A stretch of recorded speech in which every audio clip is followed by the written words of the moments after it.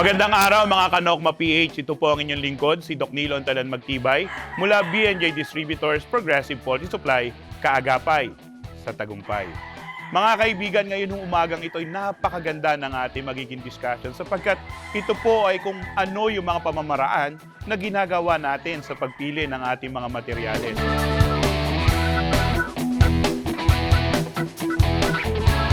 Alam naman natin na kapag pumili na tayo ng ating mga breeding materials, maging ito man ay broodcock or broodstag, broodhen or brood pullet or brood bullhen, kailangan masigurado natin na pasok ang kalidad, ang itsura, ang tindig, ang forma, ang katawan ng mga manok na pipiliin natin.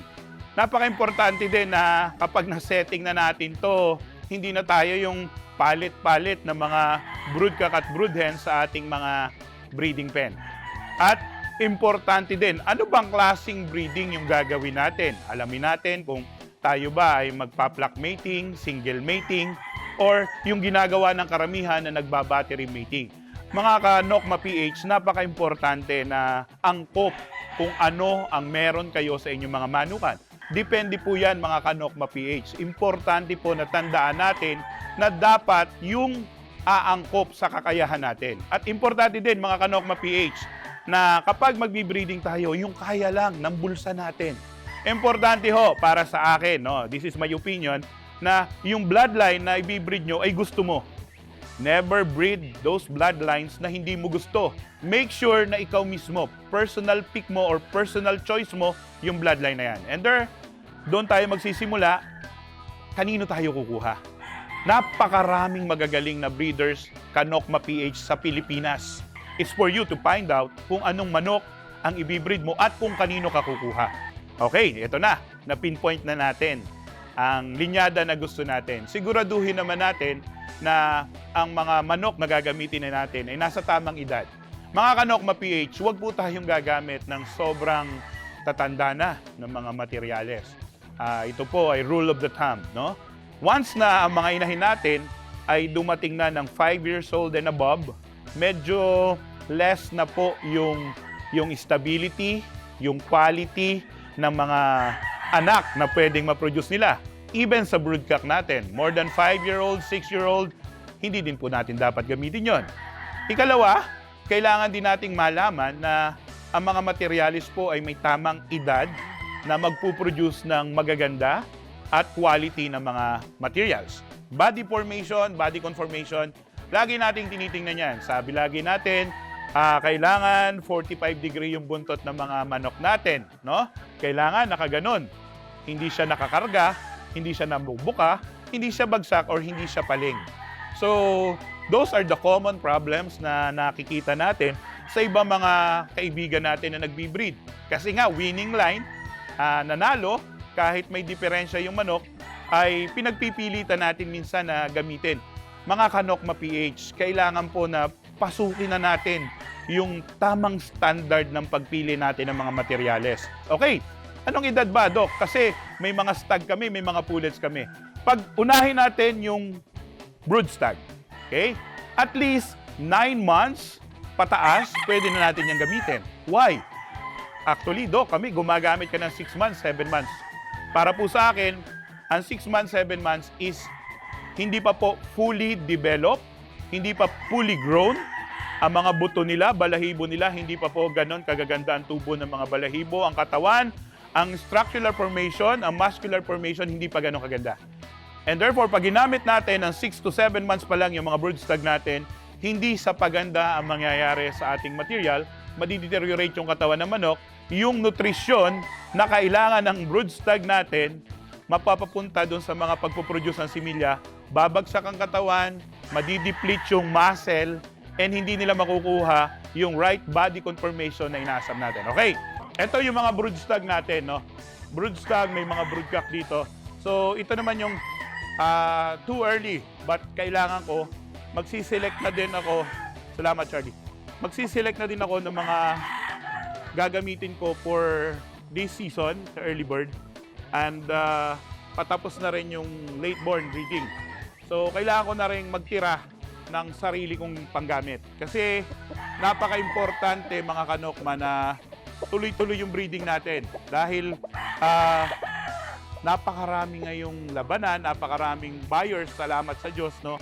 So ako, naghahanap na rin ako ng qualified bilang breeding material, may it be broodcock or broodhen or broodstag. Kailangan na. Kasi pagdating na ng mga buyers, nagpunta na talaga dito, may mga pagkakataong hindi mo talaga matatanggihan. Ang nangyayari, ikaw yung wala kang magamit sa breeding. So alam ko yung nararamdaman din ng mga ibang mga breeders na talagang mga mababait na breeders na mga advisors natin, the likes of Art Lopez, Manny Dilieba. So sila yung talaga nauubusan din ng materials because hindi sila makahindi sa mga tao. But for some of you na may pagkakataon na makapili at makapagtira ng mga manok, gawin nyo kasi mahirap maghanap ng materials, mahirap gumawa ng materials, at mahirap mag-maintain ng material sa mga manuka natin na mag-produce ng mga quality na gusto nating i-produce. And kailangan nating makita if competitive pa ba yung mga pinuproduce nating mga manok. Sa mga babae naman, 5 months, 6 months nangingitlog na yan. Capable of producing 45 to 55 grams ang bigat ng itlog ng mga manok natin. Yung po mga edad na yan, mga kaibigan, mga kanokma PH, napaka-importante.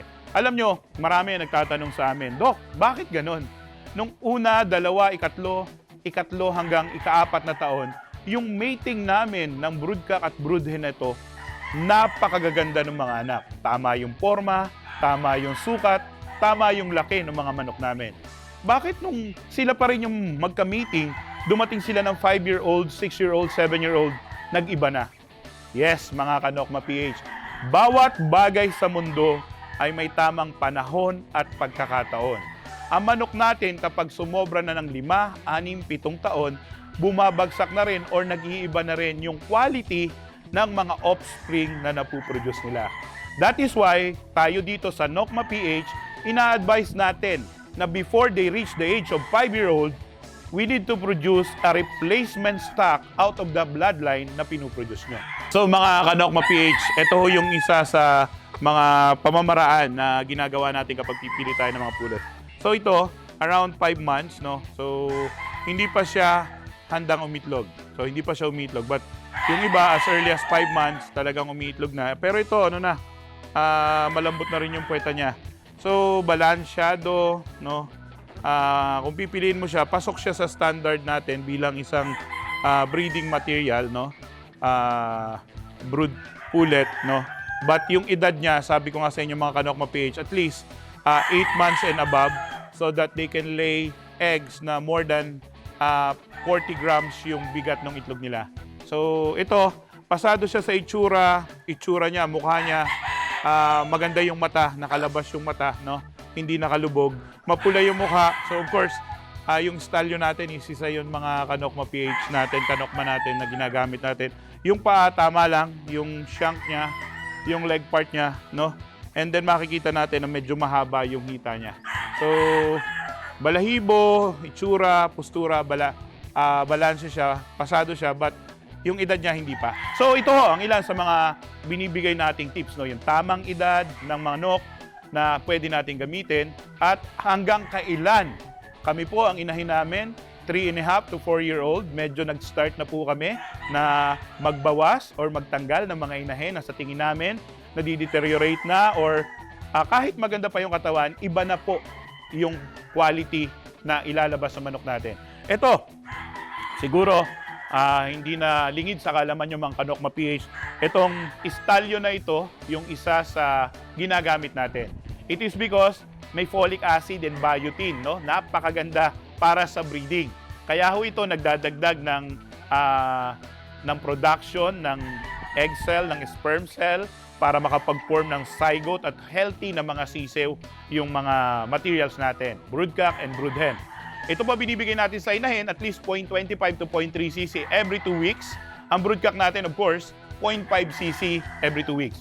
Kasi yung broodcock natin, sila yung nagbibigay ng similya sa 3, 4, or 6 na babae. So, pag-uusapan din naman natin kung ano yung mga tamang sistema, gaano karami ibibigay natin sa isang broodcock. But for now, kailangan nating malaman kung ano yung mga suplemento din na bibigay natin. Itong papakyaw na ito, yes, nagpupurga po kami habang nagbi-breeding. Huwag kayong matakot mga Kanokma PH. Ang pagpupurga ng pakyaw ay very safe at napaka-effective. Sapagkat itong pakyaw ang kaisa-isang penbendazole-based na dewormer kung saan tinatanggal nito ang pinworm, hookworm at yung mga flatworms. Kaya nang sa ganun, pagka nag-breeding tayo, masisigurado natin na yung similya, yung patuka ng manok, pupunta talaga sa katawan ng manok natin, magagamit nila sa egg production. Hindi po malalaglag ang similya kasi po makikita nyo dito, habang nandito tayo, nanonood kayo ng Nokma PH natin, yung mga sisiw natin. Sa ngayong pong taon, may na-produce na po tayong almost 4,000 na sisiw. And every month po, nagdi-deworm kami ng pakyaw. So may 4,000 plus and still ongoing po ang pag-produce namin, pag-breeding. One of the videos na ipakikita natin dito sa Nokma PH yung ilan sa mga types of breeding na ginagawa natin.